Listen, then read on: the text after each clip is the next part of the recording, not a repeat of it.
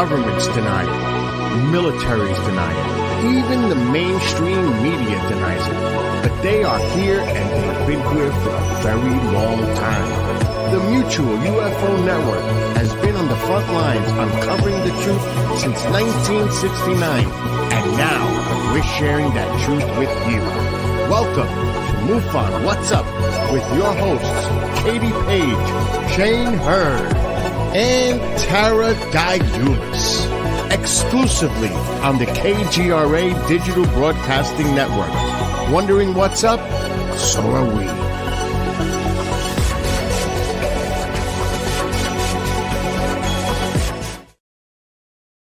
What's up, everybody? It is Tuesday night, and a special Tuesday night at that. Hat Girl is here. My guest from last week, Heidi Hollis, might have something to say about that, but hey, love you, Heidi. Just having a little bit of fun here. You are listening to MUFON What's Up Radio, the show that says discovery starts with curiosity, and curiosity starts with MUFON. Brought to you by KGRADB.com. As always, we are endorsed by MUFON, the Mutual UFO Network, always asking that all-important question, are we alone in the universe? And I want to wish everybody out there a very happy and safe Halloween from your friends here at MUFON What's Up.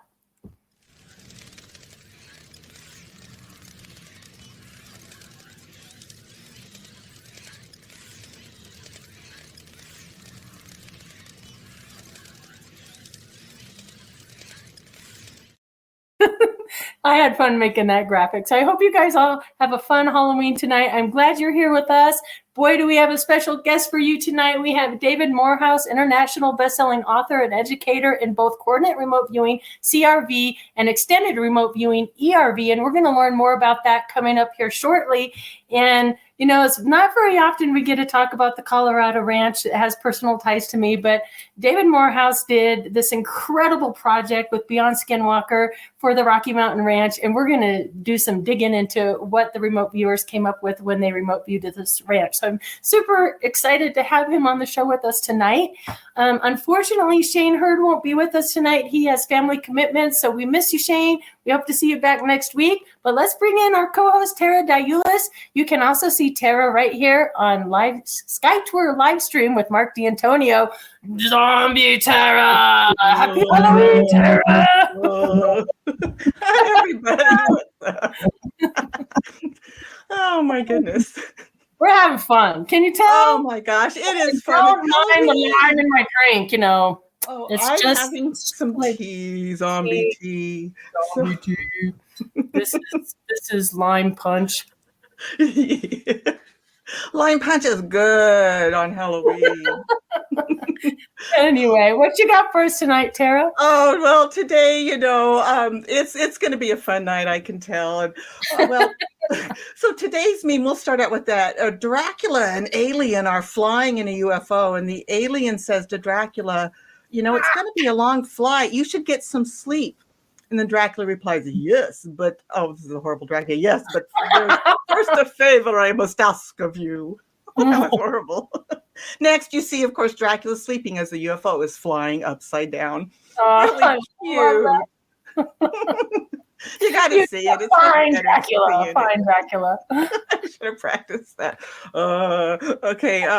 Well, in honor of Halloween and jack-o'-lanterns everywhere, we have a fun short video for you today from the amazing folks at pumpkinmasters.com. Check that out, guys.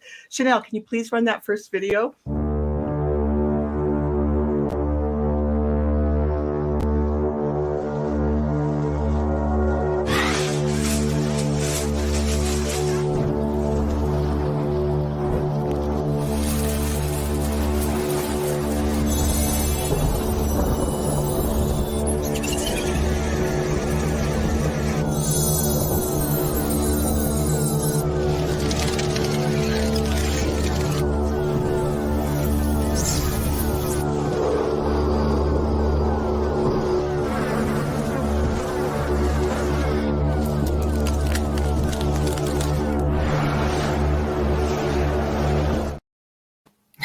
That's fun.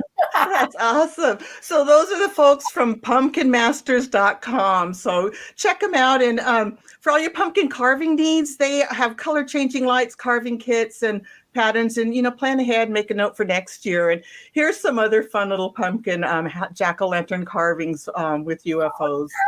So I love that. It has a little UFO in the background. I like the red light on that one. Almost looks like a gourd. And then there's a couple more. There's the one, I think we saw that one in the video. He's very serious looking. Oh, that's cool. Isn't that neat? I like how it glows. So I've carved it very thin. Ooh, watch out. Watch out. Yes. So also found on Etsy are rosebud chocolates, and they come in all sorts of shapes and flavors. And here we have green chocolate aliens. So you can order a dozen as a gift or to share with friends. And they're really good. These are vanilla, and they'll wrap them and make them in any colors. You can use them for lots of sorts, for such a special events, so to speak. So that's it. So again, those are Rosebud's chocolates, and they can be found on Etsy along with everything else in the world almost. So, and at this point, I would normally hand it over to Shane. However, he's having a family commitment, like you said, and in his absence, I wanted to share with you what I won during the raffle at the last weekend's MUFON meeting. And you always win raffles. I love it. Give me some of that. Come on, this way. Rub, rub, rub, rub, rub, rub, rub, rub, rub, rub, rub. Here, Chanel, I'm going to pop that picture up real quick. Here it is, right there. What do you think of that? So, have you heard? There we have Shane on an alien face. That's cool. Isn't that cool? Really soft t-shirt. So I think those might be for sale at some point in time. Wear that to bed. Somebody rolls over next to you. Ah! Shane's in my bed. Alien Shane head. That's so funny. Oh my God. It is really cool. But that was a hot item, and I really am fortunate to have won that. So awesome. Yeah. So Katie, what do you have going on for us today? Well, I have a very short case of the week. I thought it would be cool to kind of see if we have any reports in CMS from Halloween night. And we didn't have any last year, but we did have one. Let's see.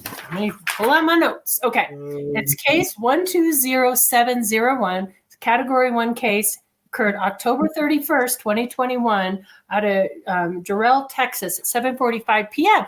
Right around the time people are out trick-or-treating. So basically the witness states, Halloween evening, observing trick-or-treating, the wife and I turned all outdoor lighting and sat behind our pickup trucks close to our garage door so as not to attract anyone onto our property.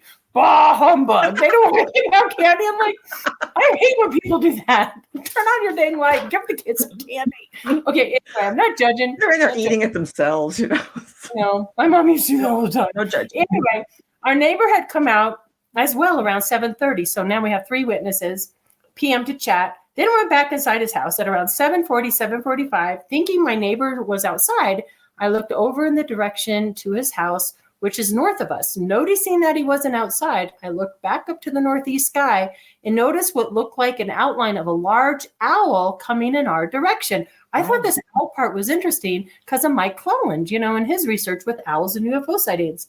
Anyway, as it flew closer, what seemed out of the ordinary were 3 dimly lit orbs where the breast of the owl would have been. As soon as it approached overhead, I knew it wasn't what I thought I was viewing. It wasn't the owl.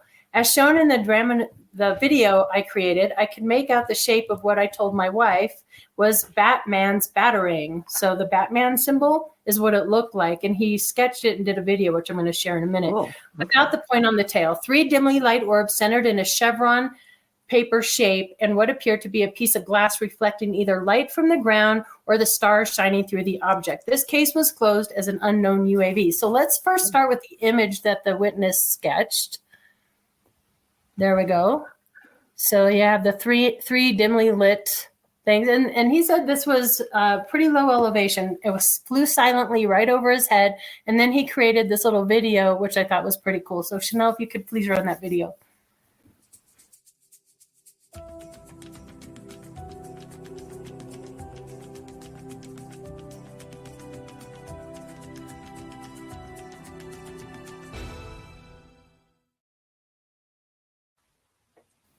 So the point being is, when you're out there trick-or-treating tonight, keep your eyes up to the skies, because you never know. Never know. High over your heads. So did you get a Mars case this week, Tara?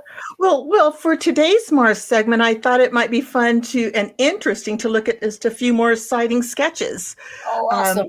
Yeah, we looked at the, figures of creatures last time. And so I pulled together sketches from numerous files.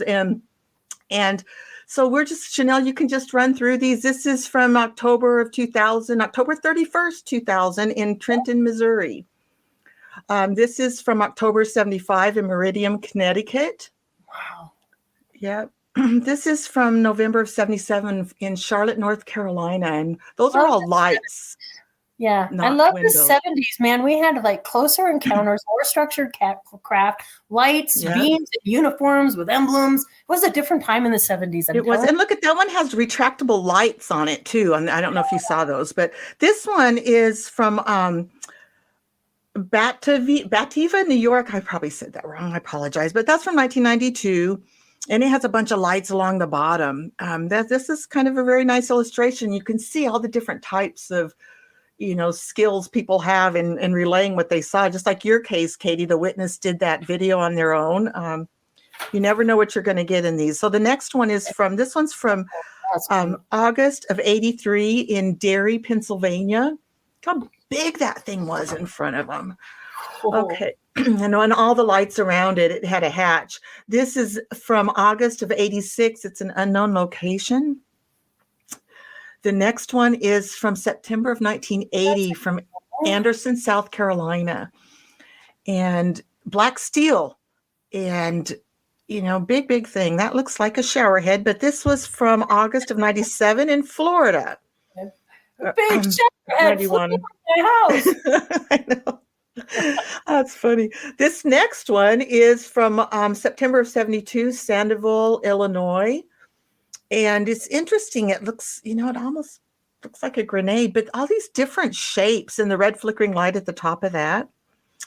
The next one is September of 73. This is a round metallic ball. And we're getting a lot of those lately, these I've seen them myself. So I believe in the metallic balls floating in the middle of nothing. And they're there. Okay, the next one is from November of 73 in Clinton, Missouri. Yeah. And this next one is cool. It's a pyramid shapes, and that's from November of 88 in Raleigh, North Carolina. So this guy gave us the sides, the front, and the bottom. He was able to distinguish all those sides.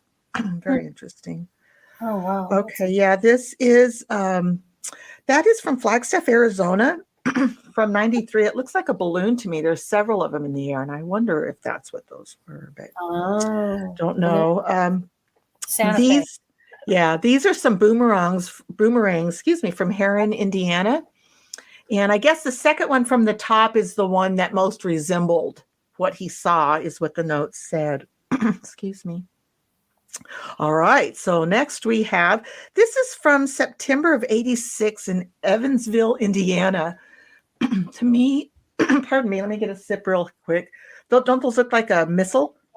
Well, a surfboard and a shark. A shark. So they had the next one shows, here's one from Stratford, Connecticut that's kind of similar to those others. It has fins as well. To me, that looks almost like an Air Force jet or something, but it's hard to say.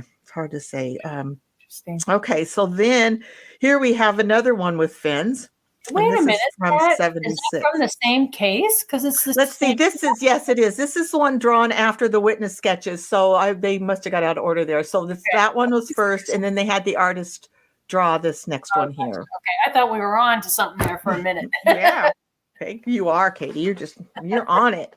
Okay, so this one is from September of 87, Greensburg, Pennsylvania. And it almost, to me, looks like a blimp. But it was seen over the Greengate Mall parking area. So who knows? Or flattened out mask. It has the holes on the end, Yeah, really.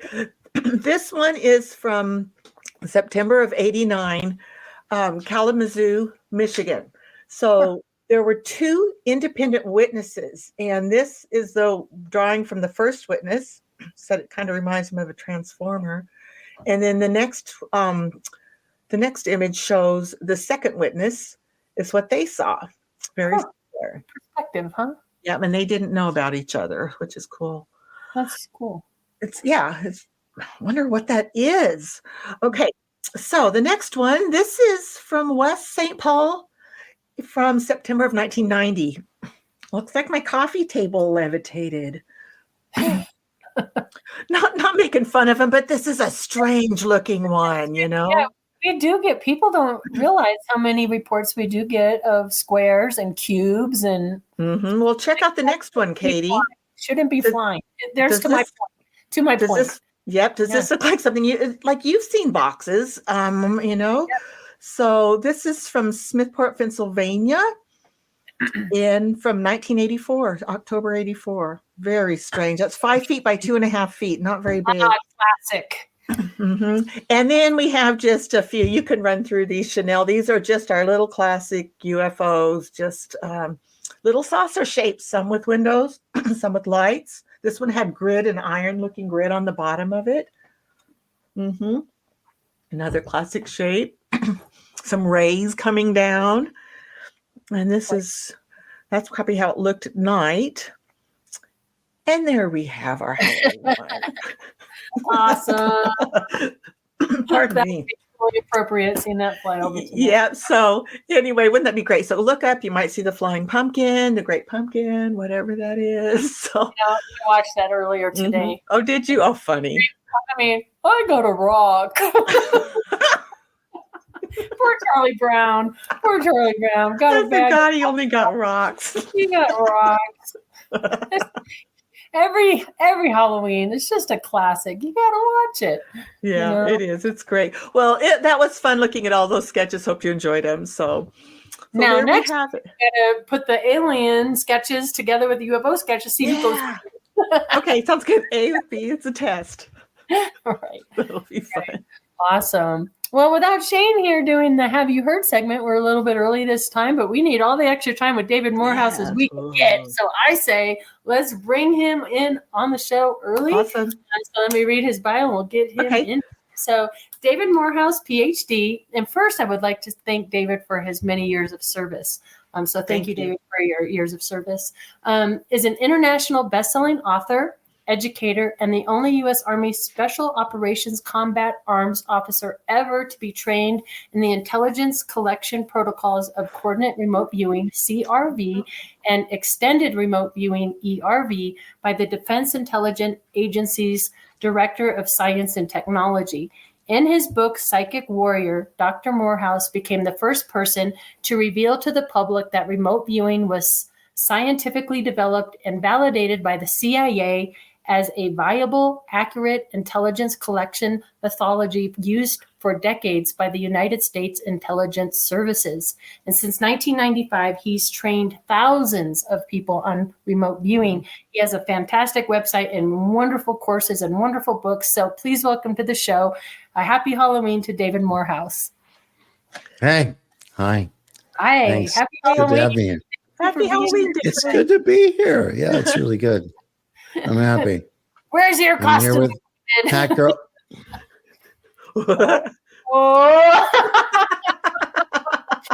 I'll just talk about this the whole night. Love it. That is good stuff right there. Oh my gosh. You gotta laugh. You gotta laugh. We have a good time on this show. You have to have a good time this day and age, right? I mean, come on. Well, if you don't, you're just going to go out and like shoot yourself in the face. I mean, yeah. It's like, that's what it's like. Yeah, it's like everybody's, it's so horrible. It's never going to get better. Well, I'm older than all of you. So let me just tell you, it has its ups and downs, but don't shoot yourself in the face. No, please don't. And we're, I know it's a struggle sometimes, but hey, we are living in pretty good days right now, I have to say. It might get a little bit worse before it gets better. Hopefully not. But yeah. thumbs up. Thumbs up from Dave. It's like, sure, yeah, it's all good. Tara and her zombie. Okay.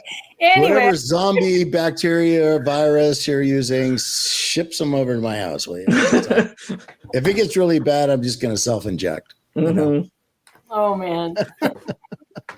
Okay. I want to start out with you, David, by if you can explain to me and our viewers what the difference between CRV and ERV is. Let's start with that. And then, sure. I don't actually know. I'm just kidding. I do. I know very well. I just wanted to see you both like, holy crap. We told him he was supposed to. So, oh my God, what are you going to do now? You said you were trick or treat, CRV was originally called coordinate remote viewing. You're going to see it called everything under the sun at this point, even by some of my former colleagues in the unit. They call it something different because if you understand the history of where remote viewing actually came from, and you have to understand. You kind of want to start there. Maybe that's a better place to start. Oh, you want me to back up 10 years? Like 10 years. 10 years backwards. Okay. Katie said it. 10 years backwards. All right. So here we go. Yeah. I mean, none of this human ability had labels and titles and other things. I mean, in truth, yes, it did. I mean, if you go look up human extrasensory perception and all the titles that go with it, you're going to find 72, unless somebody's made some up that I'm not aware of right now, 72 different categories of this, from psychokinetics, psychokinesis, clairvoyance, clairaudience, clairsentience, back. It goes all this stuff, everything from shamanism to you name it, right? And none of that is remote viewing. I mean, all of it has a finger into an ability with remote viewing, but that's not that's not what remote viewing was. Remote viewing started from the CIA being given information that the Soviets at the time and the Chinese, but particularly the Chinese, were going out into the country. It's a big country, China, and finding youth, like they didn't care what age, anybody that the village in that province said was weird, had an ability that was beyond what other people did, male or female. They would scarf them up, take them back, and they were collecting them. And then their intention was to evaluate them, train them, mold them, shape them, to use them as an intelligence collection tool. Because look, if you understand the intelligence services and what they're all about, it's about collection. It's about using whatever means are available to you, HEMINT, SIGINT, FODINT, ELINT. It used to be like there were these, in my day, it was like, there's the standard 5. And beyond that, it was very exotic. Now there's like 35. There's like 35 different ways in which they scarf, or the term is scrape. They scrape intel. We scrape intel now. We scrape it off everything you're doing. So if you think you're in the Coach store buying a purse and nobody knows, they know. And if they think that you're, a target for some reason, they know you're in a Coach store buying a purse and how much the purse costs and how long you shop for other purses. And then they're going to go like, she must be being paid by somebody, or he. And then they go off and they look at that and they go back. And that's what they do. So now I think they know before I know sometimes. They know before. They actually do. If you guys keep playing with Google. Yeah. I can't tell you the number of times I've been in classified briefings when actually Google executives were in there trying to go, and you have to understand, what's happening. And generals would be back there going, yeah, don't we do something like that? And everybody be like, well, yes, sir, we do. yeah, well, we don't give a shit if Google does it. So it's like, okay. So the guy'd be like, okay, I'm in the wrong place, and walk away. A 3-star general sitting there. Yeah, we already do that. We do that. So you're being captured by so many places. Anyway, it was just ridiculous to see that. But back to the story. So they find this out. And so they're like, oh, this is important. And the director of the CIA at that time turns around and goes, are we doing this? And, no, we just got our asses handed to us with MK Ultra. No, we're actually not doing anything related to this. And he's like, well, we need to do something. So you need to put that all together. The same guy, Sidney Gottlieb, who got in trouble with MK Ultra, is the guy's turning around now being given the mission. The Soviets and the Chinese are doing this. They're pulling all these people in that are natural gifted psychics, youthful or otherwise, and they're trying to use them to spy on us. Is this real? Can they really do it? Now, you have to, as people in a free society, go, freaking cool. Like we actually had people going like, yeah, we should figure this out. Like, are they really doing it? And that's what happened. That was the genesis of this.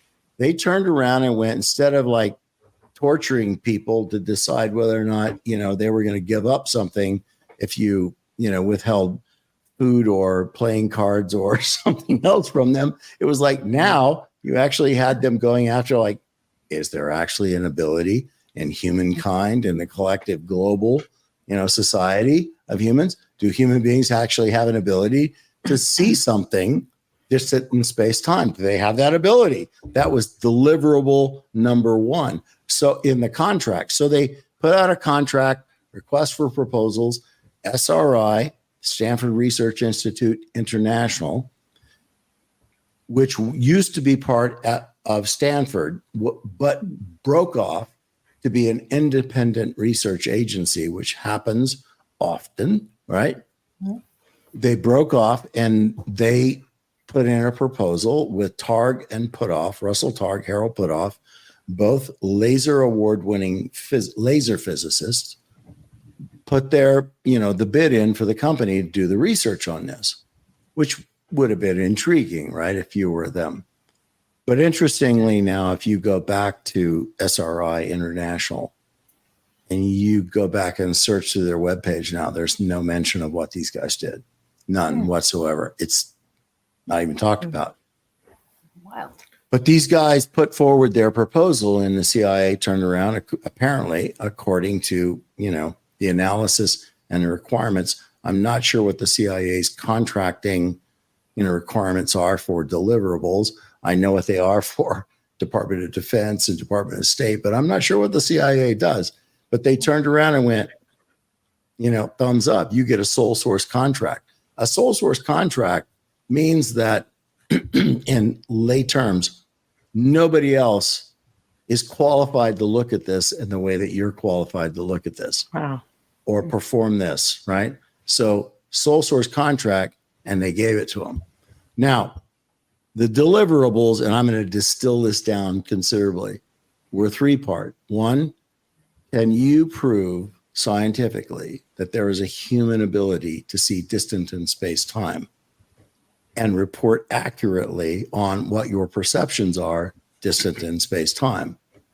2, can you identify which individuals have a propensity for this? In other words, if they're harvesting individuals out of their different provinces in China or out of different, cities or countries in the Soviet Union, what do we need to be looking for? What do we need to go after so we can bring them in and mold them and shape them? Yeah. What are we looking for?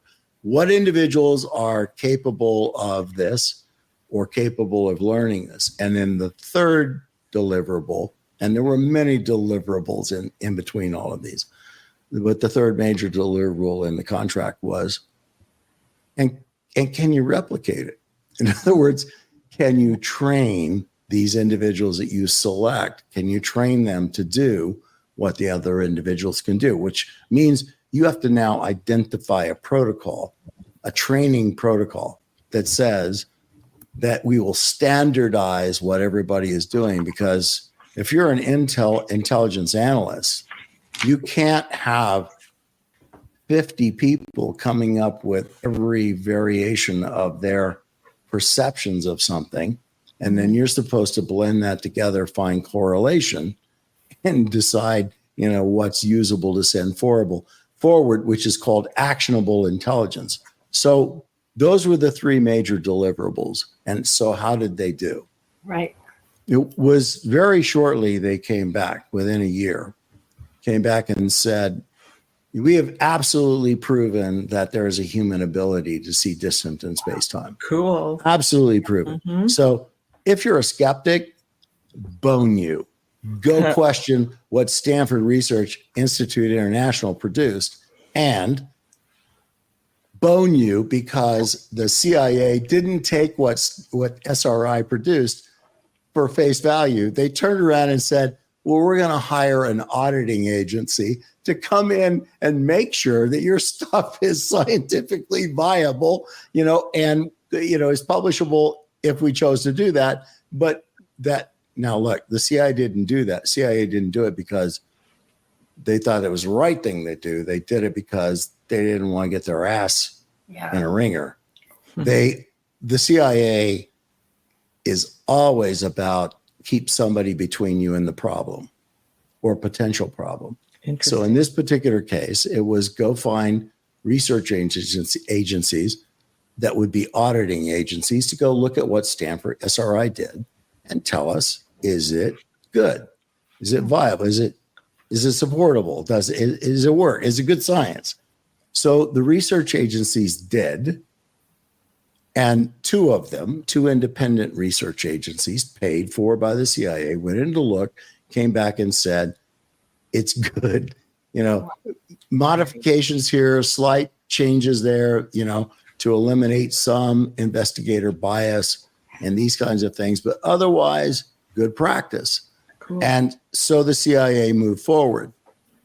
The second question or deliverable, which is who would be good at this and how do we know where they are and find them and that kind of stuff, which I thought was one of the most poignant, most powerful things that I heard during my tenure in this organization was for them to say simply this: everybody has this ability. It is not something unique to anyone. You don't have to get shot in the head. You don't have to have a heart attack. You don't have to have a near-death experience. You don't have to have anything that people throw out there as the condition of who or what they present themselves to be. Every human being is born with this ability to be omnipotent, omniscient, omnipresent, eternal in that aspect of things, right? Yeah. If you understand it from a quantum mechanical perspective, every human being is born with that ability, which when I knew that, and I knew it, not believed it, but learned it and knew it, that was transformative for me, because now it was, then why were we given that ability? Why were we given that ability, and how different might our experience in this planet, in this collective whole of humanity, be if all of us realized and recognized that this was our ability, God-given, creator-given, alien-given, I don't give a damn. What was, what bestowed this upon us and why? Because if we have that ability to sense and feel outside of ourselves, to be omnipresent, omnidirectional, omniscient, right, etc. Why were we given this? Yeah. It was given for a reason, not for us to waste it, or not for us to allow the legions of the status quo of this planet to tell us what is and what isn't allowed for ourselves. David, on that point, do you think that the ability, all these extra senses that we have, do you think that they've been suppressed, that we've been conditioned not to use a lot of those senses. Oh yeah, of course, absolutely, absolutely. It's part of everything. It's part of everything that you face from kindergarten, K through 12. You're told what's real, what's not real. Right. I mean, what you can accept, what you can't. I'm almost like, when I've heard that, in K through whatever, they're now starting mindfulness training in response to all else that's going on in the world right now. I'm kind of finding myself going, sure you are, sure. Mindfulness. Brainwashing. Yeah. Oh, yeah. Uh-huh. That sounds to me like that's kind of Marxist-Leninist to me. Like, seriously, that's kind of going back to, the original Frances, what was her name? Frances Willard. Frances Willard, the woman who actually started with training third graders after she failed in her effort to bring about prohibition. See, all of us here be like, we can't drink. I mean, all of us be like, what the hell? But Frances Willard, who was a president of a women's college, going to be married with a guy, and this was back in the 1880s, and they broke off the engagement because they just didn't agree. Frances Willard tried to get the U.S. Congress to pass an amendment that said that drinking was unconstitutional and therefore, against the law across the board. And of course, all the good old boys in Congress at that time in like 1889 were like, get the hell out of here, pick up your skirt and go. We drink it. So Frances Willard, who was a socialist, also turned around and said, she goes, okay, I'll figure this out. So understanding Marxist-Leninist theory, she truly, I'm not making this up, she is part of the school board on a state scale, expanding into a national scale, and introduces a school board initiative to start training from the third grade up. Does that ring a bell? From the third grade up about the ills of alcohol and why we shouldn't be involved in this. Now, you laugh or you might scoff about that, like how ridiculous. Part of Marxist-Leninist theory is if you want to change the ideology of a people or a nation, change the ideology of their children. And so, starting in 1894, something like that, I may be off by a few years. In 1915, the idea is once again introduced into the Congress. And very shortly thereafter, the men and or women who were at those days men, who were decision makers and legislators, were raised in school with the ills of alcohol and that ideology and what happened to us.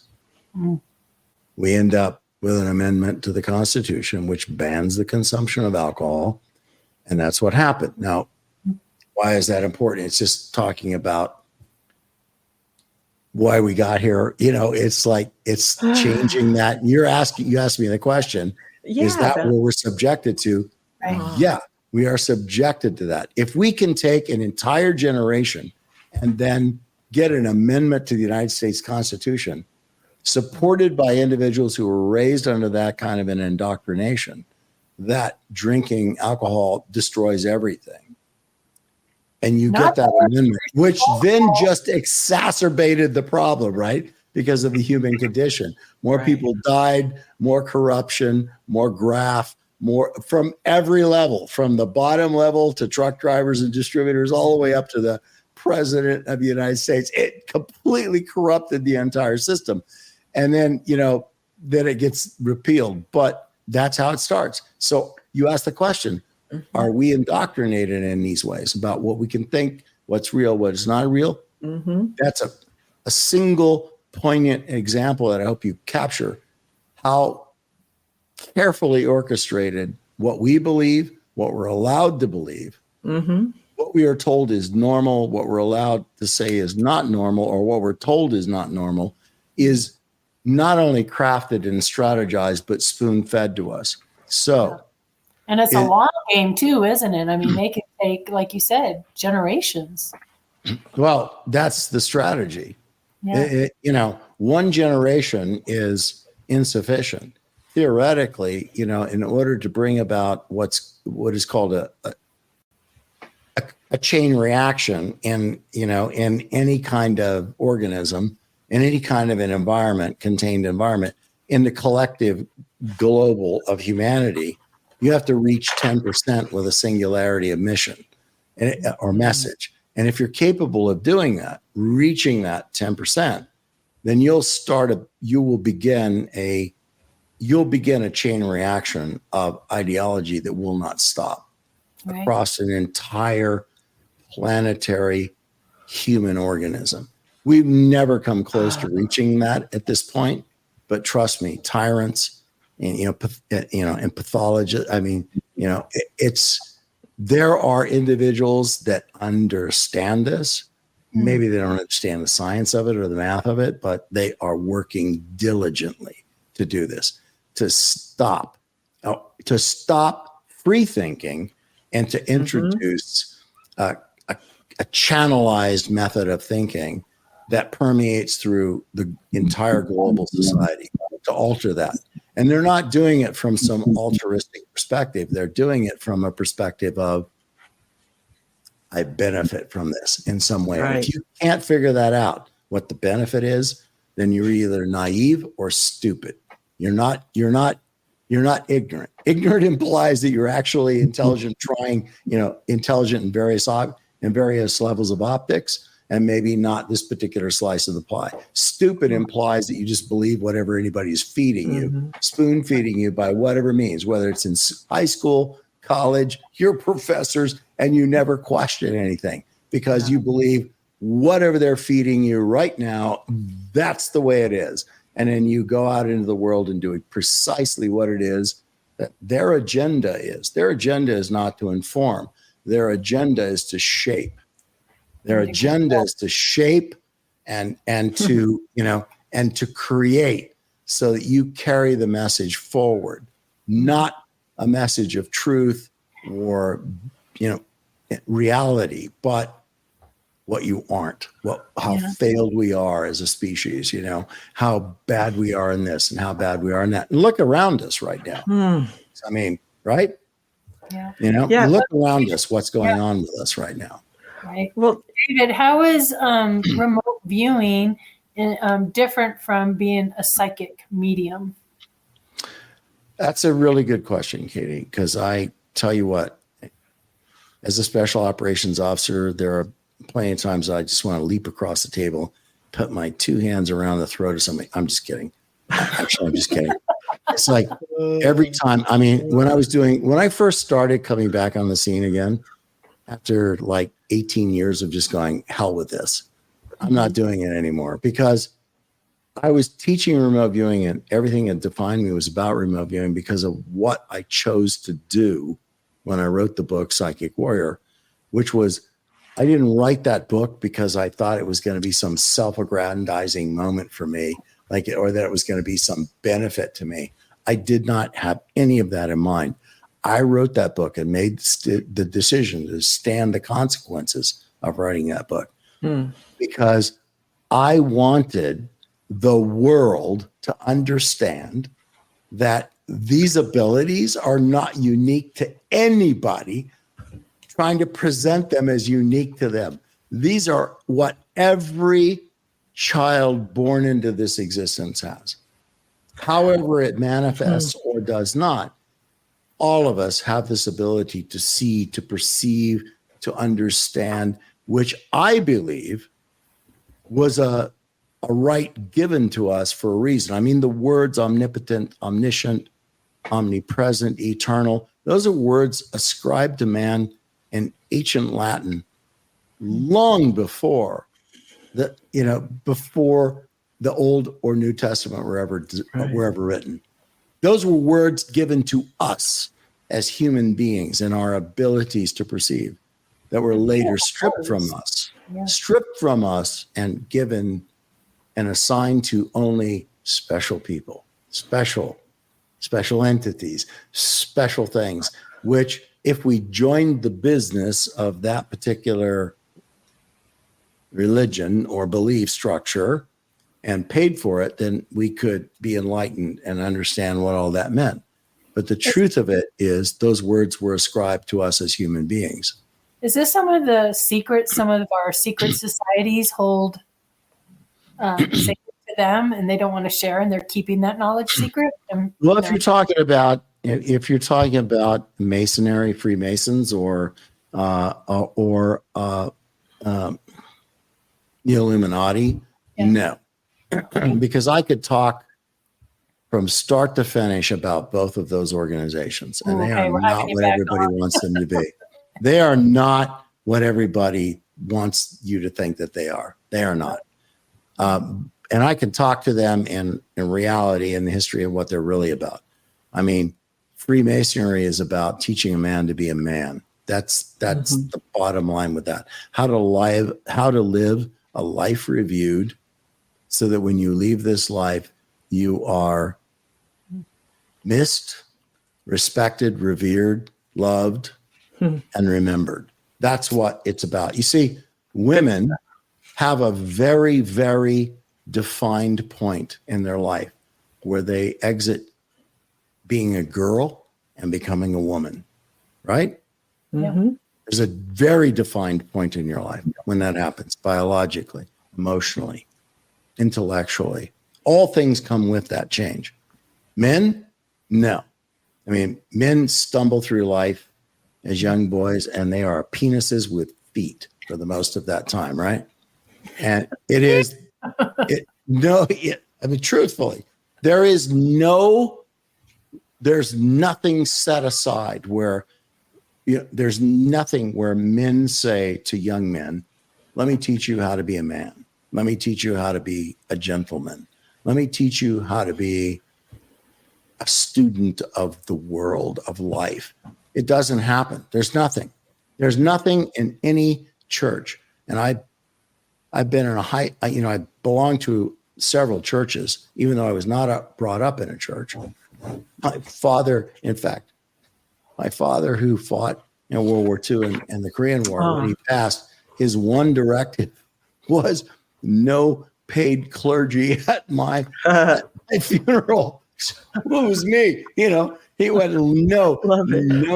I do not want any paid clergy guy showing up and uttering nonsense at me, because he had been in war and he knew what a war was and he knew what people were. He grew up in the Depression. Mm-hmm. He knew what horror and sorrow and regret, other things were. And he wanted family, friends, and love and reality around him to recognize him. And he wanted his nation to recognize him for his sacrifices as a soldier. Thank you for your dad's service as well. Yes, thank you. And my grandfather was a colonel of infantry in World War I. Wow. And my son is now a command sergeant major, who's probably going to be the command sergeant major of the Maryland Army National Guard in about 18 months. Good for him. Yeah. I mean, the ranking non-commissioned officer, command sergeant major. Wow. That's pretty amazing. Wonderful. So it is. And I have a grandson who's in the Army. I think he's a specialist now, aviation, aircraft frame maintenance or something like that. My son's in that as well. Is that right? Cool. That's right. Yeah. Yeah. So I respect all of that and all those perspectives. And we are told what we're supposed to be and what we're not supposed to be. And my entire intention for telling that story was because I knew that this was something that could ignite humanity. And as a soldier who had been involved in the things I was involved in, the idea that you might ignite humanity, not a particular state or population of people or race or anything else, but humanity to what is possible for them, what was bestowed upon them coming into this life. And it wasn't my perception. I mean, if you want to look it up, there are Scandinavian, pediatric psychology, psychiatric reports that are available, published, peer-reviewed articles that are out there. If you're so inclined, go look them up. There are literally thousands of them that talk about what children born into this life remember about where they came from. And whatever religious terminology you want to give it, pre-existence, meaning before this life, whatever you want to assign to it, I don't care. Doesn't matter to me. None of that matters to me.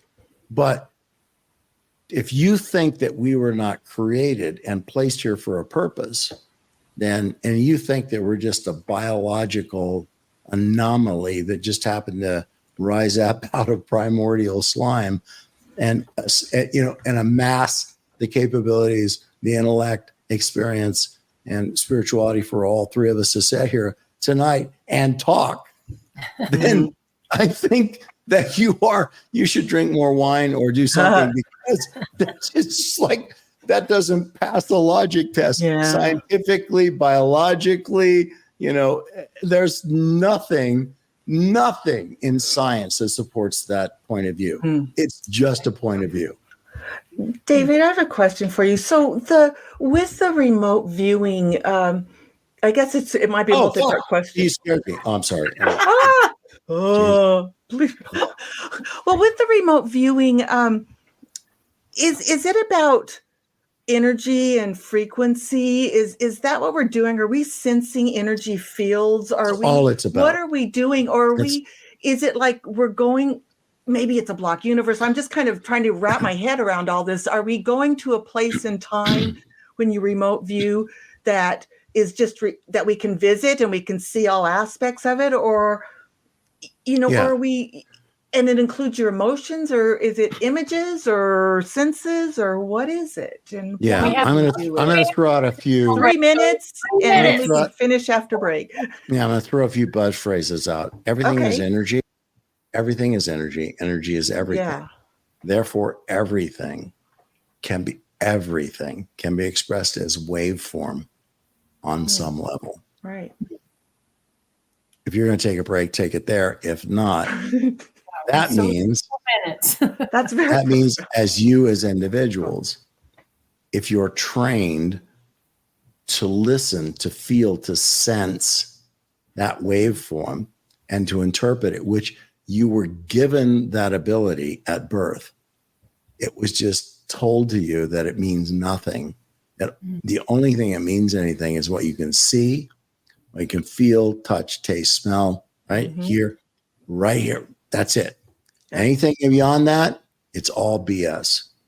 And do not engage with that, because that won't get you into Harvard or Yale or Stanford, right? Or Princeton. That will not get you where you need to be. And you will not be a CEO, CFO, blah, blah, blah, blah, blah. You will not be all the things that humans are supposed to aspire to, right? You will not do that if you focus on those kinds of things. And that's actually the most incorrect guidance that could be given to somebody. In fact, the vast majority of the people who have risen to the top of the innovative fields in our lifetime, mine now spans 69 years, have been individuals who have been connected in some way to something beyond the physical. Buck Charlson, Dan Needleman, the guy that JetBlue Airways, Ely Callaway, the guy that designed the Callaway Golf Club. These are guys that have come into my sphere, into my field that I have trained in remote viewing. These are guys that have said to me, look, everything I envision, everything that I see, it comes to me in dreams. It comes to me in parts. It comes to me in pieces. Yeah. Wow. It comes to you when you're in these places of devoid of judgment, devoid of interpretation, devoid of external voices defining for you. It comes in these places where you are incubating Right. That's thought. It's It's a good place to take our break. Yeah. And that. There we go. So we're going to take a break. When we get back, we're going to do Evening on Earth with an Extraterrestrial and get into the Romance remote view. So stay with us. We'll see you on the flip side of the break. I was like, really? I mean, like, All right. they're dancing. Yeah. Oh, I had my... That's a costume. This is my real face. All right, we are back. Happy Halloween, everybody. Glad you're here with us Halloween night. So we do a fun little game here, an Evening on Earth with an Extraterrestrial. Extraterrestrial comes down. Where on Earth would you like to have dinner with this ET, David? Me? Yep, you. Oh, I got in the restaurant on the top of the Eiffel Tower, Paris. Oh, nice. Beautiful. And what would you be eating? Pricey, but, what would I eat? Mm-hmm. I have to check the menu out now. But I think you never know, it changes. But they had an amazing salad, last I checked when I was there. And then I think I had some sort of, had a fish, which I can't remember what the fish was. But I did have some hors d'oeuvres that were a little bit questionable. Yeah, they're very French. We don't want to get the ET sick. And I think the ET would actually like them. These were things that came off the bottom of the river, and these were things that most human beings would look at and go like, "No, thank you." And I was like, "You served them, oui, monsieur." And I was like, "Okay." With crackers? No, monsieur. You just, And I'm like, okay. So, I was eating. Yeah, I was. You don't know what you were eating, do you? All right. Actually, no. Okay. But I can tell you, they tasted like the bottom of the sea. They were like, yeah, I'm not griping. I mean, I signed up for it. I was like.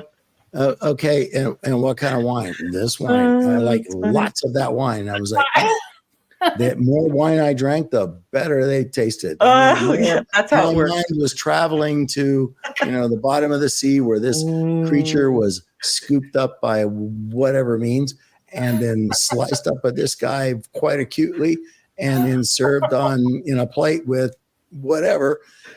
I'm just telling you, folks, it was not normal human food. But it's normal in Paris. Okay. Which is why it's my favorite city in the world, Paris. So ask me another alien question, Katie, and you'll probably be sorry about the answer.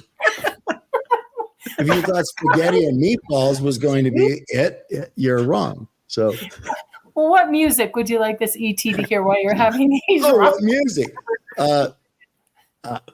Gangster rap. What do I know about what music? I mean, what music? Gangster? I don't know. I could go back to. Okay, let's go back to the 80s. I don't know. I don't know. Actually, I don't really listen to music, which you can tell by the way I dance. I don't really know. Back to the 70s or the 80s, I have no idea what music is today. I don't. I like it. I stopped listening. I just stopped listening a long time ago too, because it was quiet meal. Yeah. I mean, I can tell you this: in Paris, you won't hear gangster rap. Not in a restaurant, anyway, where they're carving up something that came off the bottom of the sea that you would normally scrape off the bottom of your shoe. There will be no gangster rap. So I have no idea what to empower an alien race with. I'd be like, hey, no jukeboxes here. Do you have an iPod? Oh, well, then you're screwed, because are you signed up for Apple Music, or do you have Amazon Music? And they'd be like, and I'd be like, oh, I don't know what to do for you, man. You want me to hum a tune? I can hum a tune from the 80s. I heard Jimi Hendrix and Janis Joplin in concert. I did. I actually did. Oh, that's cool.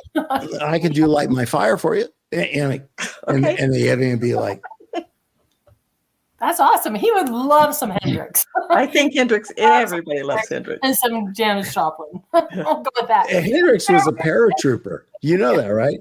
He was a Wow. paratrooper. No, I didn't know. Yeah, he was in the 82nd Airborne Division. I think it was wow. 82nd.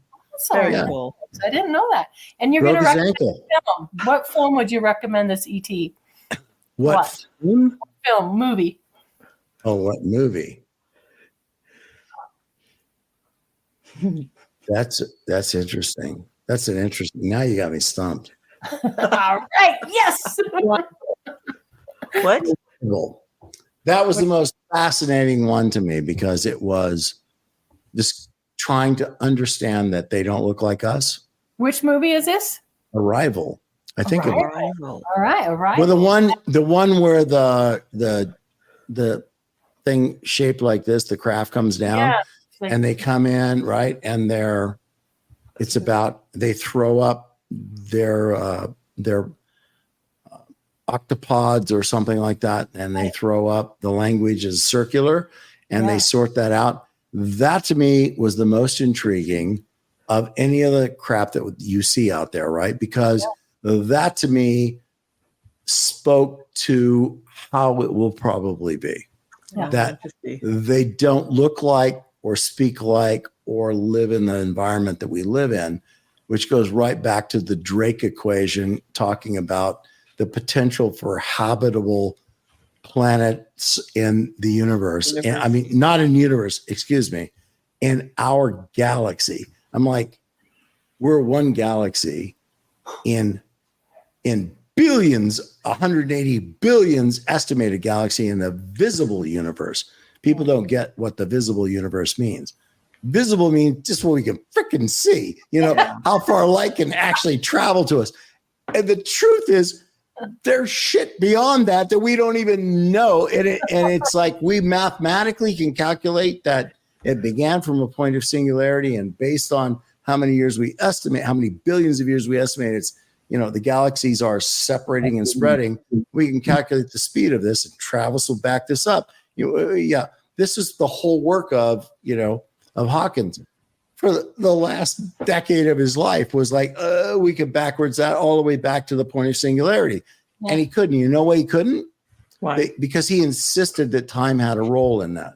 And his all of the folks that were working with him as PhDs or candidates were going, we cannot put time into this equation. We understand that Einstein did, but if you're trying to back this up, as soon as we get to a certain point, time confuses the equation. The equation is unsolvable at this point because of time, because we don't understand this point of singularity where the material that began this universe happened, not as a big bang. It was not a big explosion. It was like perforating a membrane, and the material that formed this universe spilled into it and expanded outward, and is still expanding outward. So a lot of people, when you say, okay, so now once that was determined, we're no longer infinite, are we? And we're not. But people are like, oh, we're not infinite. What the hell? And it was like, we're not infinite, but what's that in? Yeah, didn't think about it like that. Yet, what's it in? And if it happens to get, what's that in? So what are we in? What is where we came from in? And so now it goes into this whole, I'm going to say, this is highly interpretive by me as a physicist, not as a physicist by trade, but I took it, in college. It is highly speculative and very interpretive, and I want everybody to know that. But I also want you to know that any physicist worth their weight in feathers will tell you that everything we do in physics is interpretive. Everything we do is an interpolation. It's all an interpretation. And you know what? If the truth is, next week could all be bullshit. Everything we're saying right now, all the mathematical proofs that we produce and everything else, it'd be bullshit tomorrow. And here's why. Because we only know what we know right now. Right. Do you think we're living in a matrix, David? In a where? And like a matrix, like a game? Oh, simulation? hell yeah. Oh, God, yeah. Yeah. Holographic? No, like a game. That's an interpretation. That's an overlay in the lexicon of remote viewing. That's an overlay. That's a human, right, interpretation of game strategy, game construct. To put that down there and go like the whole idea of multiple worlds, multiple dimensions, multiple universe. In other words, an 8-dimensional hyperspace or construct. Mm-hmm. That's a human interpretation of that, which is expected. Yeah. It's expected to be there, but that's not what it is. And it is only, but I granted, since you brought it up, it's a really good interpretation. I mean, you got to dig it. Like in the last Matrix, when when they're showing the waveform expression of everything, as everything is seen as, waves, as photons of light coming out. That's how, in a way, that remote viewers see. They perceive things kind of in that way, in these dark, granular, perspectives of things. And they are not, it's not like looking, like you're standing on the corner somewhere. It comes in different ways of perception. For every viewer, it's different, but that would be the closest to it, because how viewers perceive, seeing is a misnomer, and I'm careful about using that, because it implies for everybody listening that they see through physical eyes, and they don't. They perceive. They are detecting, decoding, and objectifying waveform expressions of data. Detect, decode, objectify. Now, the detect, decode part is part of our human nature. We're all connected. We already said that. We know that we're omnipotent, omniscient, omnipresent, eternal beings bestowed upon us by our Creator for a reason, not just because they couldn't figure out what to do with it, right? They gave it to us for a reason. We're supposed to be evolved using this ability to detect and decode. We're supposed to be connected with each other, and irregardless. That's not even a word. Regardless of where we are, right? It's indifferent to space or time or anything else. Omnipotence, right? That it means omnipresence. It means everywhere at once. It means all you can the speak time. to somebody and then they'll call you. That happens all the time. Those are examples of what are considered to be micro or minor protuberances, right? In that, where in the particle wave theory, if you're looking at that, and I'll explain that, it's like all of a sudden you're aware of, I should be calling, I'll bet you Katie's going to call me and say, where are all the stuff you're going to give me for this show? And I'm like, I figured she was going to say that. I was thinking that I was going to probably wait. Anyway, I know I'm getting crazy on it. But anyway, you're doing these things, and all of a sudden, here's a ding that you looked it down. There's an email or a text from Katie. I knew it. Okay. So you have to go back and do it. Now, most people just look at that and go, shit, it's all a matter of coincidence and the convergence of time and space and that kind of stuff. No, it's not. Right. It's the fact that we actually communicate to each other. We communicate to each other. We talk to each other. We think about each other. We care or we don't care about each other, right? Yeah. In our processes. And if you go into particle wave theory and you understand particle wave theory, and I'm going to give you an entire semester of physics in the next 60 seconds. All right. So here you are, particle wave theory. You're thinking like, you hear a physicist go, well, when it's observed, it coalesces into a particle in position one. And then when it's no longer observed, it decoheres into waveform and and then when it's observed again, it coalesces into position two. All right, let me explain that. It's not about like some guy looking through a microscope or something going, I'm looking at it now. No, it is when they say observed in the physics community, they mean it's measured. So on an oscilloscope, when they're measuring a particle, when they actually measure of the presence of a particle, a waveform coalesces into a spike on the oscilloscope. That's position one. Observed, position one, measured. When they're no longer observing it, they turn off the oscilloscope, no longer observe it. It decoheres back into its waveform. When they turn it back on and observe it, measure it again, it coalesces into another particle. And then again, and then it coalesces into another. So position 1, 2, and 3. Now, old physics, like, Newtonian physics would say, oh, well, to get from position 1 to 2 to 3, the waveform travels by the most direct path. Quantum mechanical interpretations of physics, which I ascribe to, I admit, and did back before it almost even existed when I was in college.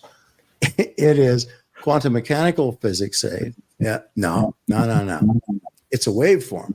And when it's a waveform and it coalesces and decoheres, how it gets from position of 1 to 2 or to 3, it travels by, and listen to this, every possible path. Every possible path. That's omnipresent. That's everywhere. And if the wisdom of the world can be free will, do we have free will? All that stuff. Wow. Every possible, it means, is there original thought? Are you thinking a thought that is something you're deriving from across the universe, which is all around you? Or are you there? Because what most people don't understand about remote viewing is it's not about going from here to there. You're already there. It's about just having somebody tell you, based on a concept of the target, I want you to tune into this concept, this channel. I want you to be looking for these things at this place. And now. That's a great segue into the radio. Yeah, that's a great segue into what we did at the ranch. One final question that I have to get to. What one question would you ask your ET over your dinner? What one question would you have? What one question? Can I go for a ride? Yeah, it's a good one. Yeah, I like it. Good answer. So let's talk, David. Can I go where you? Can I take me back to where you are, just so I can check it out? I don't want to stay. I want to sign a document that says I don't want to stay there. I want to be. You've got to bring me back here. But can you give me a ride? Okay. That's awesome. And if you can't take me back there and bring me back, can you just take me for a spin around the planet? I'm cool with that. Maybe a detour out around the moon a couple times, come back. I'll be cool with that too. That's awesome. So David, can you set up for our viewers and our listeners what the project was at Rocky Mountain Ranch for Beyond Skinwalker? And I wish we had a few more hours, and unfortunately we don't. So I know we're gonna have to get through this. So bring me back. And so definitely bring me back. Okay. Set up what we did, and for okay, Tara, the zombie Tara. Yeah, so if you could set up what the project was and how many viewers, and that would be great. You know what I've been waiting for, Tara, this entire time, and I hear you, Katie. Tara, I wanted you to vomit some green goo, black green goo on, then I would have been like, now this is a Halloween show. Hey, that would have been cool. Your head spins. And I would have been like, yes, I'm in the right place tonight. Yeah. Okay, Kate. Love it. So you guys are silly. You changed good. Sorry. So we get this. The way this whole process works is the first thing somebody comes to you and goes like, we would like you to do these things. Now, there was a producer who was part of that program, who came in, had heard me on I don't know, Clubhouse or some other place, who came and said, look, hey, we would really like you to come and do this with us. And I was like, I've done that before. I've done like entire shows that were just about remote viewers being put to the test. And, with proctors there, like a guy out of a sergeant out of the California Highway Patrol, to you name it. Guys like to catch you. Yeah, like you're not doing this to make sure we're not passing notes amongst each other. I mean, it was just funny. But I get it. I'm not concerned by that. It's like, because I know if the viewers are doing it correctly, the way they're supposed to be doing it, what they come up with is going to be within the spectrum of usable data. And that's all I care about, usable data. Is it, I know that they're not going to be 100% accurate. They never will be. They never were. And I know that, one viewer operating independently of other viewers is not to be trusted. Why? Because of rule number 1, it's not 100% accurate. So why would you trust one viewer going, I think it's this? I know it all. It's so stupid to do that, right? It's so stupid to do that. Oh, I think it's this. It's like, you think it's this, you might as just be like Johnny Carson. What was the thing? Kreskin or what? Right? Kreskin hold the thing. I think, it's not that. It's not that, it's an intelligence collection methodology harnessing a human ability, but it's not 100% accurate. It never, but why? Because it's human interpretation. You cannot let go of your humanness to be some artificial intelligence to spew out only what you know based on what you think Actually, you're doing that, but you're doing that from a human interpretation perspective. So it's a human interpretation at the speed of human thought, which according to Targ and Puthoff, not Targ and Puthoff, but darn, I forgot her name. And I apologize to her. I've always known her name. Remember tonight. I will remember it tonight. Like I'll come up. Yeah. It was that girl.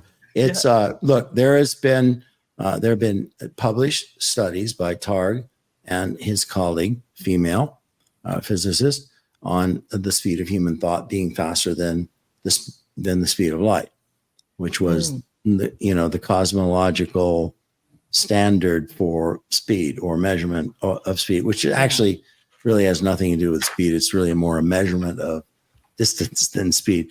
But anyway, it was Rauscher, Elizabeth Rauscher. Thank you, Mind, for finally getting me there. Dr. Elizabeth Rauscher and Targ as a co-author on it. It's a powerful paper that they wrote, and I wish all of you would look at it. But it just talks about the speed of human cognition, which their calculations are kind of in sync with actual tests of human cognition.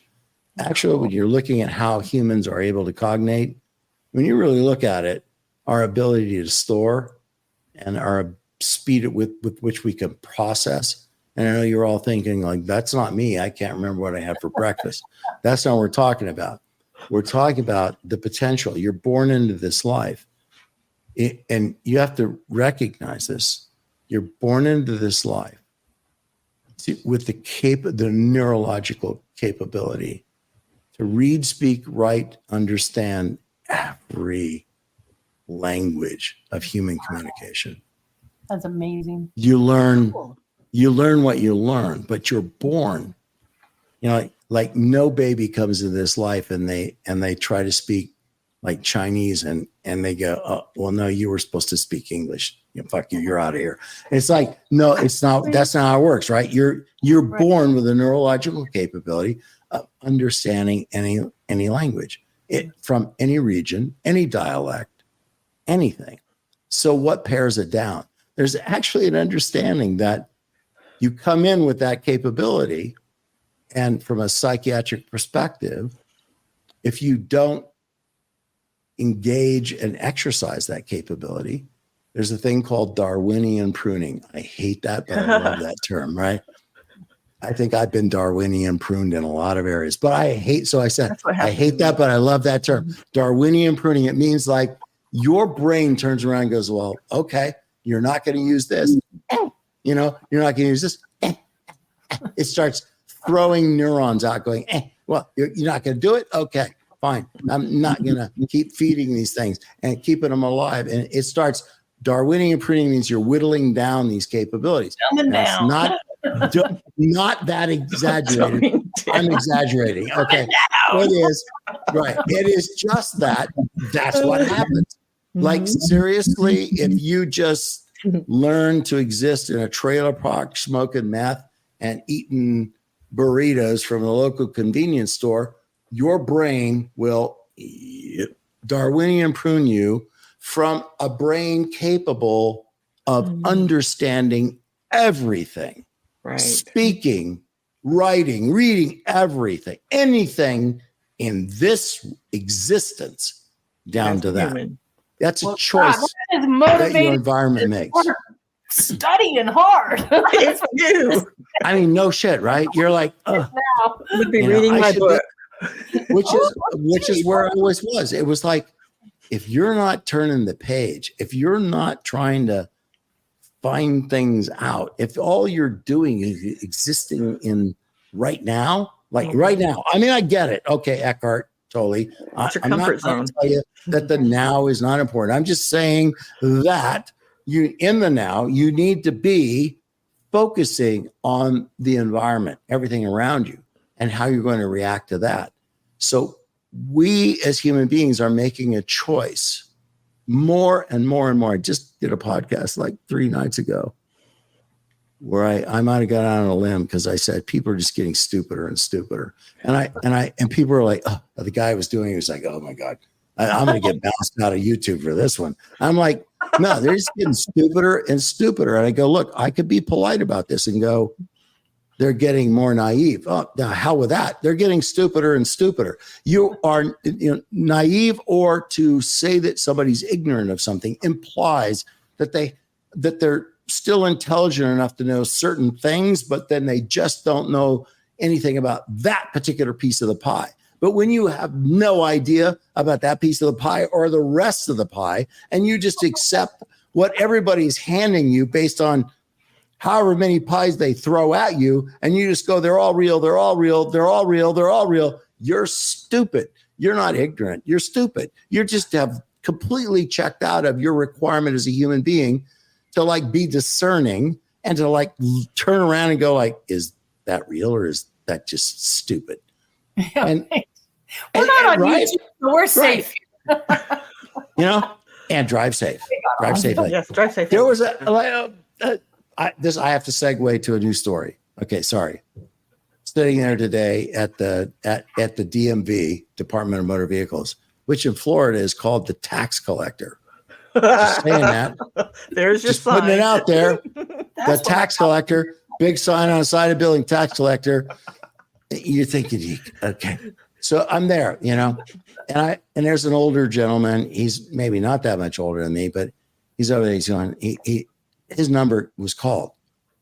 I wish my number had been called. His number was called, and he's over there, and I'm still sitting there with like, I'm like, I could be here. I could grow a beard sitting here. It reminds me of the scene from Beetlejuice. Got the long number. Seriously, I'm literally, I'm like going, I'm going to be here a long time. Oh, I mean, what's your number? Well, oh God, they're all ahead of me. So anyway, this guy's over there, and he's like, and he goes through the thing. You can't hear what they're saying, right? But in all our wokeness, in all of our projected technological advancement, there's half of this entire place is talking to a face on a computer screen. Not this guy, because he's back for the 3rd time. So he is now being seen by a live person because he's obviously a screw up and can't figure this shit out, right? So the guy is, and you would think like, the guy deserves. Now, wait a minute. First of all, why are the numbers like why am I an Alpha 31, but they're like a Juliet and a, something else? It's like, that doesn't make, I'm asking around like, what? Like, and some guy says to me, who's got a Juliet number? He goes, well, we're all here because see, it says like, we're back again. So we're like passes. A pass. What's that mean? He goes, well, we screwed up. We didn't bring everything we're supposed to bring. So they gave us a pass. We ran home like dumb shits, packed up all the stuff we're supposed to have, came on back, and now we're here. And so I go, okay, I understand now. So this poor guy, I'm watching him because I'm sitting there waiting for Alpha 31 to be called. And all of a sudden the guy stands up. He stands away from the girl who's in front of me. He has an actual live person. And she goes, you're supposed to stand over here. Stand over there by the camera. And this guy's like, he steps back like 3 feet. He's like, where's the camera? Where's the camera? And she's going, no, sir, it's over there. It's right. It's over there. And he's like, what? And he's turning around. He's like, where? What are you talking about? And he's, what camera? And all of us who are like trying to be helpful citizens at this point, we're standing over here going, it's sir, and we're trying to get his attention. It's over here. And he's like, what are you talking about? He's like, he is just spinning, literally, no exaggeration, not doing this for comedic effect. He's spinning in circles. He cannot figure out where he's supposed to go. And she's going, and she's going, and she's got him, the speaker, over to the phone where he's supposed to be. She's talking to him on the speaker. Sir, over here, you're supposed to go over here. He's like 4 feet away from her at this point. She's talking to him from a speaker over by the camera, which is literally 15 feet away. And he's like, what? What do you want me to do? And he's just like spinning around circles. So like a couple of us are like, hey, over here. Oh, you're supposed to go right over here. He goes, oh, because there's a big sign. Come over here to the camera. So he's like, he goes, oh, that's what you're saying. So then he goes over, and I'm kidding you not. I kid you not. So they're like, there's a mat there that goes, stand here. 2 yellow footprints. He stands 3 feet to the right of that mat.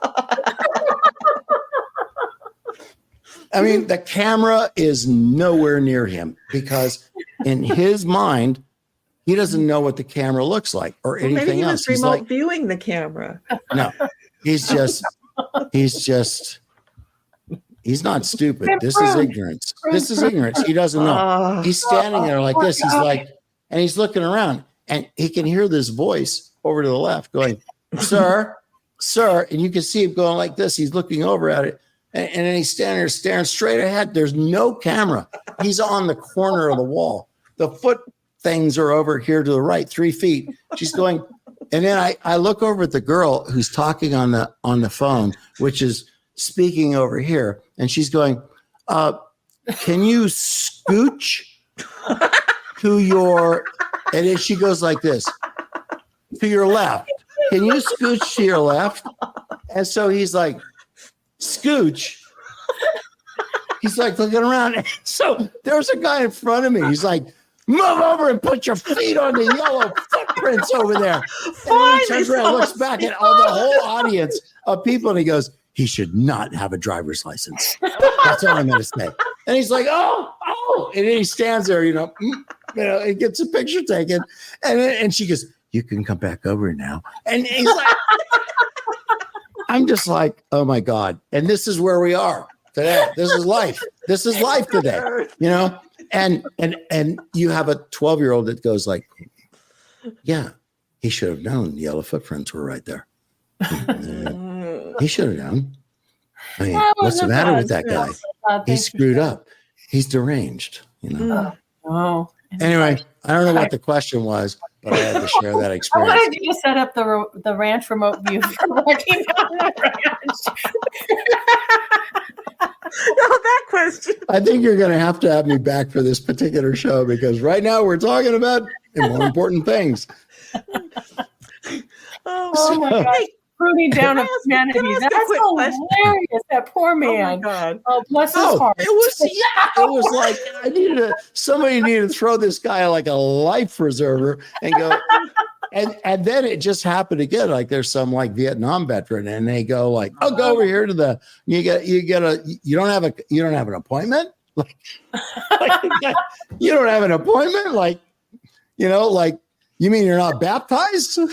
You don't have an appointment. You're not baptized. Like go over. You got to go over to these online public computers and sign in and get an appointment. And this guy comes over, and I'm over like, because I got a ticket for going across a bridge without a sun pass, so I've got this fine, and they won't register my car because I don't have this fine paid off.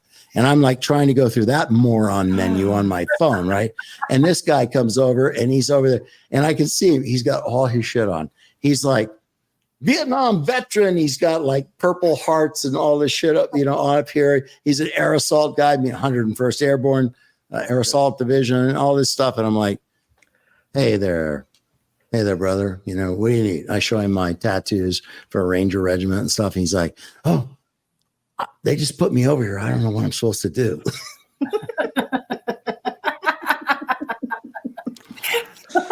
I absolutely understand. That's how we treat aliens when they come here. Mm-hmm. We just like throw them over here and we go, sign in at the White House. If you don't sign in the White House, we're going to talk shit about you for the next 20 years. You little jerks, kind of thing. It was just hilarious. I mean, hilarious, but sad to me. Here's this guy, Vietnam veteran, Purple Heart. He's like, I don't know what to do.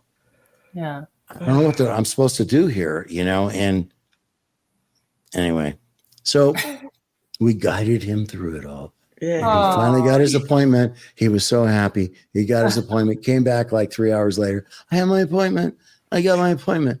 And he finally gets over there, and then they probably turned him away in like 5 minutes because he didn't have the document they wanted. He'll get a pass. It's okay. But there you go. You get a pass and you can come back. If you can figure out, you just go to the gentleman over the receptionist. Now, the receptionist, that was different because there was one guy who like smiled and talked to himself and whistled the entire day. And I kept saying the person who was with me, that's really freaky, creepy, weird. It is Halloween. Were they dressed up in costumes? Yeah. That guy could be a serial killer or something. And he's like talking to himself. When nobody's looking, he's like talking and making gestures. And the person's like, you shouldn't be so judgmental of people. I'm like, I'm not being judgmental. Look over there. Don't look where I can see you, Just look over there, It's like, on the Knicks, on the down low way, say, whatever. Like, just look over there and don't be seen, don't look over there. Because he has all my information in a computer. He knows where I live. He could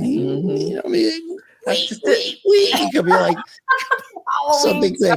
It's like Halloween stuff. He could be like, show up with an ice pick or something, straddling one or both of us. Like, so it's like, don't look over there. Don't let him know that we know that he's strange. So, but that guy is like, he helps everybody. Then he would talk to himself and smile and whistle and get up and whistle. I go, who works at the DMV? Oh, sorry. It's Florida. The tax collector's office. Right? And whistles through the day. Who does that? Life is a matter of perspective, isn't it? I mean. Of course. And I knew you were going to take me there, Tara. Bring it back to a grounded perspective. It's a matter of how you look at it. And are we talking about remote viewing or the DMV? Can I ask a quick question real quick before you get on to Katie's thing? And I know, but David, can a group of people remote view to the beginning, that singularity? You could, but the problem is this. Good question. Excellent question. The answer you might not like. Going back to rule number 1, it's not 100% accurate, never has been, never will be. Mm-hmm. And rule number 2, you never trust the results of a single remote viewer operating independently of other remote viewers. And rule number 3, remote viewing was never intended to be a standalone endeavor, which means it had to be done in consonance with other methodologies, research, investigative, scientific, etc. methodologies.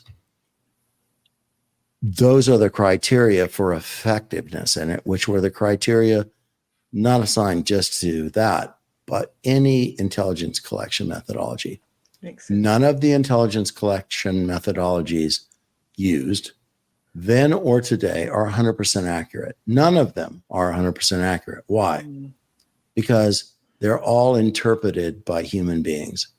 If it's photo imagery interpretation, rather, it's interpreted by a human being who says, this is what this is. Signal interpretation, same thing.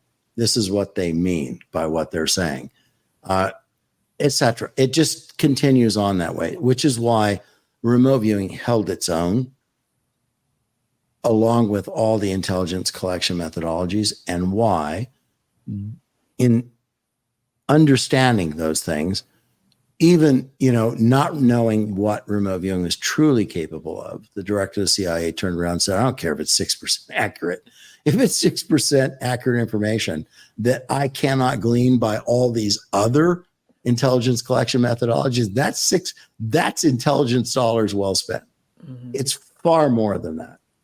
And the more viewers you have, the higher the accuracy, the correlation goes, the positive correlation coefficient rises. And so in Katie's exercise, you had 72 remote viewers basically from 7 different countries working this project, 3 separate targets.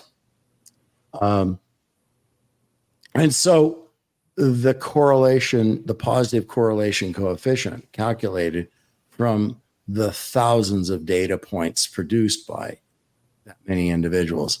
And I showed those slides to Travis, and Travis and Eric were like, well, I hope you have, AI, because how do you pull all that together? I went, coffee in 2 weeks of work. Coffee in 2 weeks of work with 4 people. That's how I pull all that together. One of the biggest remote views ever done. It was actually, bar none, without any exaggeration, nobody's ever pulled that many remote viewers together. That many remote viewers trained under the same protocols with the same exacting expectations and standards of their product. And that's critical, because a lot of different people claim to be trained, have been trained in remote viewing, who were not. That was actually the podcast I did most recently, which was Fakers and Liars, which was, I love that one, actually. It was an interesting one to do. People that come up and go, I'm a remote viewer. You're a remote viewer? Yeah. Well, how are you a remote viewer? I'm a shaman. You're a shaman. Yeah, I'm a practicing shaman. Did you take remote viewing training? No, but I'm a practicing shaman. It's like, you didn't take remote viewing training. So nobody trained you in remote viewing. No, but I'm a practicing shaman. Okay, so you're not a remote viewer. No, I am. No, you're not. You're not a remote viewer. Shut up. Shut up before I raise my voice. You're a shaman. You're a practicing shaman. I don't even know what that means, but I'll tell you this. I'm a remote viewer because I was trained in remote viewing by the military, by the CIA, DIA. That's how I'm a remote viewer. I don't claim to be a shaman. How would you feel if I claimed I'm a shaman because I'm a remote viewer? Would you be okay with that? No. So it just goes like, right? It goes along those lines. It's like, oh, then shut up and get off the channel. You're out of here. Jettison. But it happens. I mean, there's a Navy SEAL out there claiming to be a remote viewer. Right. He uses that term. And the whole gist of this was, well, why are people doing that? Because now people realize that it came out of the CIA, DIA, that it came from Stanford, that it was born in science, tested in science, validated in science. It has this scientific rigor attached to it. It was used as an intelligence collection methodology and was viable for 30 plus years. It's still in effect, even though they claim it isn't. They would never have given up that capability just because somebody wrote a book, right? Yeah. So people jump on that and start saying, I'm a remote viewer. No, you're not. And this particular guy, a SEAL, turning around going, I'm remote. And he's written a couple of books. I read one and particularly read a review on one, which was Yeah, pretty interesting. But the point is that when you're turning around, sell books and sell classes and saying remote viewing in warfare, remote viewing is a SEAL this, remote viewing is that, I have to jump in and go like, stop that. Stop saying that. You're not that. And the bottom line was, an interviewer, a wise interviewer, backed this person into a corner saying like, where'd you learn? Where'd you learn remote viewing? Well, I just picked it up here and there. No, I mean, seriously, where'd you learn it? Like, who taught you? Who did it? I think I read a book somewhere, but I just kind of picked it up. Oh, so you're intuiting what other people spent months or years learning to be capable of doing, and then we're, doing it in support of the U.S. government. The guy didn't say that, but this was the point of this whole. What I'm saying here is that people have just turned around in this environment of non-discernment. Yeah. Which is why everything we're doing for MUFON, everything we're doing for everything in this arena, we have to discern what is real and what is not, and what is possible and what we think things are. And we have to do that with a genuineness in our intention in our heart, to be capable of saying, that's not what it is that I'm looking at. I'm trying to figure this part out. And we have to be, go ahead. Yeah, I just wanted to mention your books and bring those up, as well as your website. Heck with that. Because you do offer training. No, you do offer training, and you were talking about, excuse me. There's this one too. How to train properly, and you do offer that to people. And you have you've trained thousands of remote viewers on how to do it properly. So his website, can we bring up his website? And that's perfect. Have online remote viewing courses. So I'm just encouraging our listeners out there, if you're listening to this, to check out his Don't website. Don't go to davidmorehouse.com though.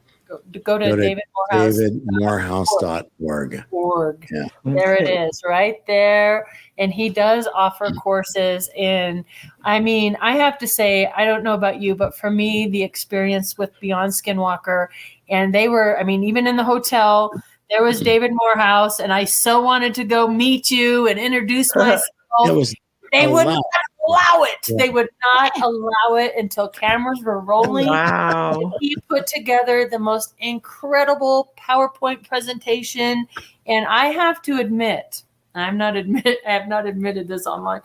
When I was done and I'm driving home in my Jeep on the way back to the hotel after that mind-blowing presentation that to the crew, the camera crew, and to myself, and it is legit. Like, when I'm meeting him for the first time. I'm hearing what he had to say for the first time, cameras rolling. And my mind was so blown.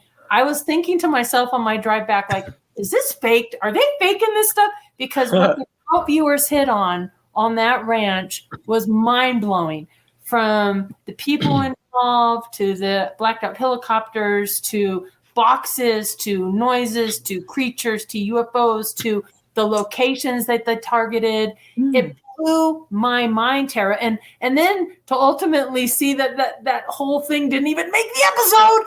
I know. What's going on? I was not surprised. There is a thing, you can go to history.com, and they have a little clip that they included, but it nowhere encompasses, I guess I should say, the amount of data. And we don't have time, unfortunately, on the show, from craft to boxes to sounds to everything that we experienced there in the Colorado Ranch in the mid to late 70s. And these remote viewers, these 72 remote viewers from around the world, some of whom have reached out to me and shared their findings and their sketches, which has been incredible for me to see. It was so I can't believe they did that. That's funny. Don't tell me who did it. Just a couple of them. Yeah, are they not supposed to? Are they not supposed to do that? They're not. No, they're not supposed to do that, because that's marketing. In my opinion, that's marketing what they're doing. But that's okay. Look, I think they were, in their defense, I think they were just kind of sharing their experience. And I know they were trying. Look here, you got to know. And this was what was funny is like, as we're presenting all this stuff, I don't know this, but my business manager's over there going there, and the producers like, we got to get her to cry. She needs to cry. They're like, this is like, you got to get Katie to cry. She's like, when he shows her these things, she's supposed to cry. It's like, if they're like, you didn't even notice it, but you're over there being on camera with these two other talking heads that are over there, right? Bustamante and the other guy, and they're like, cameras are on you. They're like, okay, when he throws these sketches up, like where she's gonna, there's gonna be some reaction from her. I know you didn't. You were like, well, you were just going through the thing, but they were like, she's gotta cry. She's gotta. Oh, damn it, damn it, she didn't cry. You're like, the whole thing was hilarious to me. I was like, well, there we go. That's showbiz, folks. I did my best. I did my part. I showed her the ugly alien photos and talked about them, and she didn't respond. So maybe next time, aliens when I was a kid. Alcohol. That's all I'm going to say. Producers, alcohol. Get her drunk. Maybe she'll respond. Maybe she'll cry. I'm crying now because I'm laughing so hard. I know, because it was like freaky, right? You were like, oh. She's like looking over at Bustamante and the other guy. That's very much what that's. I was mind blown. I think I was in pure shock. I was just like, they're all like, focus, like Thatcher, cast some light over. They're like, can we get a tear running down the cheek or something? Because this is where television has come to, right? You're like, okay, we get her to like a gasp, like from Katie, like that kind of thing. Like, hey, throw up the dark alien picture. That's what they were looking for. And you're like, damn it, she didn't do it. Over noodles, which they played it so cool. Us, right? The whole big thing, right? The whole noodle thing, like, we're going to go get food from this Thai restaurant. Okay. I'm thinking, ew. No. Yeah, you're right, exactly. And they're like, no, we're bringing it in special. Okay. Tastes like Thai food that I've had everywhere else I've ever had Thai food in the United States. And why would I think it'd be different? And where the hell are we? Where the hell are we? South of Denver. Where are we exactly? And they're like, oh, it's special Thai food. Actually, it's not, but hey, it's in plastic and it's plastic chopsticks. It's good. It was funny. I just had to look at the whole thing, and I didn't get a chance to talk to you like as I normally am, which is like this. I was trying to be like, I didn't know what I was supposed to be with these guys. It had been a long time since I had, been on camera doing something like that. Right. I'm not shy being on camera, obviously. I'm not shy about any of that. I don't care. Right. I really don't care. None of that phases me. But, 1 minute. Man. Yeah, it's been forever since I was doing that stuff until then I was doing it with you. And I really just wanted to be presenting what 72 people saw. It was mind-blowing. As truthful, and powerfully as they saw it, because I thought it made a big difference for them. It was huge. It was amazing. Now we have you back on. Yeah. Yes. Because we got to get into this. That's just a teaser, everybody. We're having David back on the show so we can get into some of that stuff in a future episode. So look for that. We'll get it scheduled. I want to thank you so much for spending your Halloween night with all of us, David Morehouse. Yes. Couldn't be more thrilled to have you here. Thank you, Tara. Thank you to all our listeners. Thank you, Chanel, for running the back end. We appreciate all of you. Have a safe and happy Halloween. Go watch those scary movies, and we'll see you next Tuesday night. Take care, everybody. Thanks, everyone. Thanks, David. Bye. Thanks for having me.